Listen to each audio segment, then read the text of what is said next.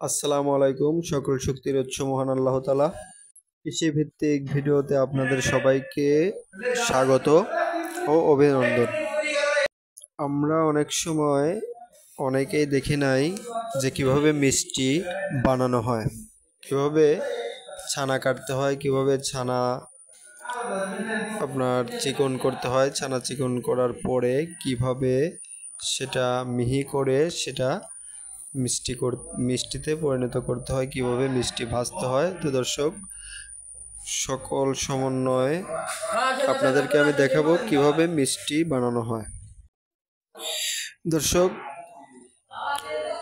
তার আগে একটা লাইক করুন, কমেন্ট করুন, শেয়ার করুন, আর আমাদের চ্যানেল মোহাম্মদ শামীম আহমেদ এডুকেশন একটা সাবস্ক্রাইব করতে ভুলবেন না। প্লিজ সাবস্ক্রাইবটা করে দেবেন। দর্শক, দেখতেছেন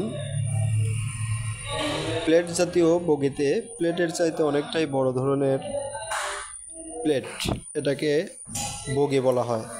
আর এই বগিতে ছানা থেকে একটা মিষ্টির যতটা ছানা নেওয়ার প্রয়োজন ততটুকু ছানা আপনার গুটিতে পরিণত করে সাজিয়ে রাখা হয়েছে। তো এই গুটিগুলো আবার পুনরায় সুন্দরভাবে হাতের তালু দিয়ে, দুই হাতের তালু দিয়ে মিষ্টি যেভাবে তৈরি করে সেভাবে হাতের তালু দিয়ে আপনার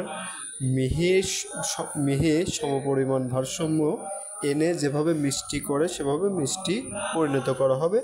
তারপরে আপনার এভাবে আবার পুনরায় সাজিয়ে রাখতে হবে।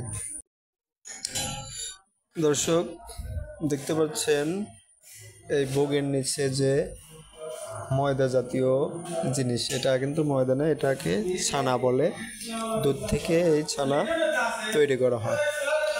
দুধ থেকে ছানা তৈরি করে পরবর্তী নেটে আপনার কিছু সময় ছানার যেভাবে রক্ষণাবেক্ষণ করা হয় সেভাবে রক্ষণাবেক্ষণ করে গরম পানিতে আবার চাপ দিয়ে ছানা তৈরি করা হয়।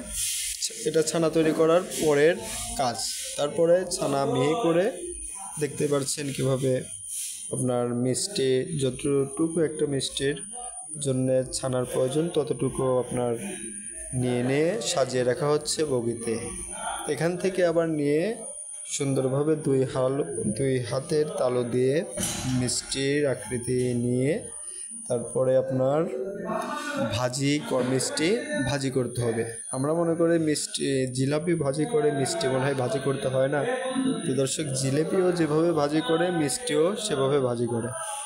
তারপরে জিলাপি যেভাবে ভাজি করার পর নামানো হয় এটাও সেভাবে। আসলে জিলাপি ভাজি হয়ে গেলে পরে আমরা বুঝতে পারি কতটুকু ভাজি করা দরকার, করা হলো কি কম হলো, এটা আমরা বুঝতে পারি ছোটো বড়ো সবাই, কিন্তু মিষ্টির বিষয়টা আমরা বুঝতে পারি না। দর্শক, এখানে দেখতে পাচ্ছেন ময়দা। এই ময়দা আপনি যদি যে ছানাগুলো দেখতে পেলেন ওই ছানার সাথে এই ময়দা মিক্সড করতে হয়, তবে তাহলে আরেকটু ভালো হয়। দর্শক, এখানে আমি দেখাতে পারবো না এখানে মিষ্টি কীভাবে ভাজবে। তো আমি শুধু দেখাতে পারবো যে এই চুলিতে যে কড়াইটা দেখতে পাচ্ছেন, গরম তেল দেখতে পাচ্ছেন, এখানে আরও তেল দেওয়া হবে, আরও গরম করা হবে। তারপরে এখানে আপনার মিষ্টি ভাজি করা হবে। আপনারা দেখতে পাচ্ছেন এখানে যে গাঢ় রঙের যে একটা এই ডিশে যে গাঢ় রঙের একটা স্তূপ দেখতে পাচ্ছেন, এটা কিন্তু মিষ্টির কাপ বলা হয়। এটা মিষ্টি থেকে যখন মিষ্টি বানাতে এখানে মিষ্টির জাল করতে করতে যখন ফেনা সৃষ্টি হয়, ফেনাগুলো এখানে আলাদাভাবে তুলে রাখা হয়। এটাও কিছু কিছু কার্যক্রমে ব্যবহার করা হয়।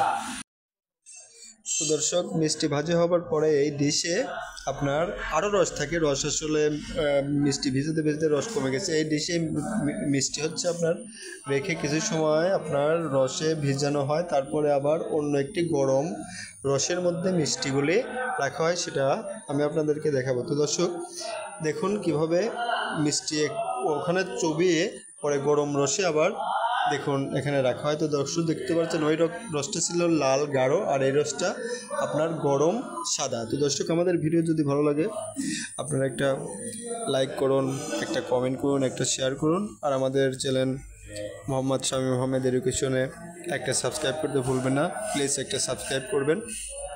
সবাই সুস্থ থাকুন, সুন্দর থাকুন, ভালো থাকুন, নিজের খেয়াল রাখুন। ধন্যবাদ। আল্লাহ হাফেজ।